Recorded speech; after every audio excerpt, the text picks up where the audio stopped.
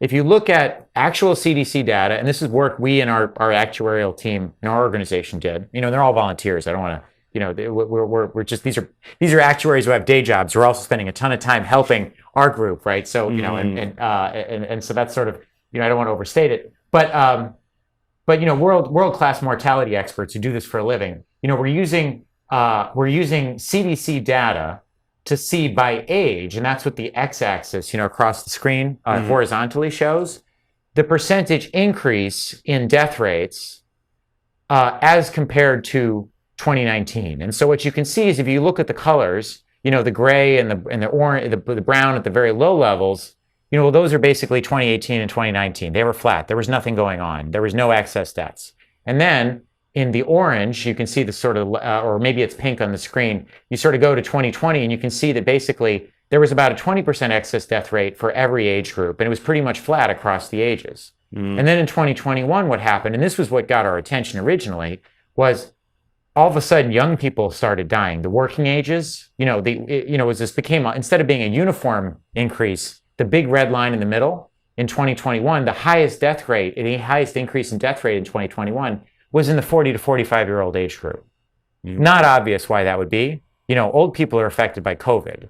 Younger people weren't, to the same degree. I mean, there's a lot of science behind that. So this was sort of a surprise, but this is what drew the attention, in particular because the life insurance industry tends to insure somewhat younger people, right? More working age people or people who tend to buy life insurance. In 2022, thankfully, it generally got better. But you still saw a similar pattern where actually the worst death rates were in the sort of this, it looks like 30 to 35 or 30 to 45 thereabout ages.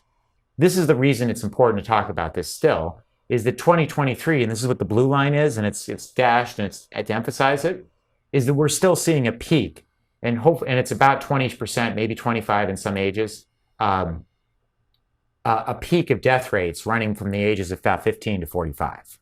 Right, and just to be clear, the brown line at the bottom is 2019. Yes. So where these other lines are, it's that much elevated. So it's over 20%. It's over for younger people right now. It's over 20%. Wow. It's also up for the oldest people. Right. And then there's some reason. There's a lot of theories on this, but none of them are. We don't have proof in any particular cause.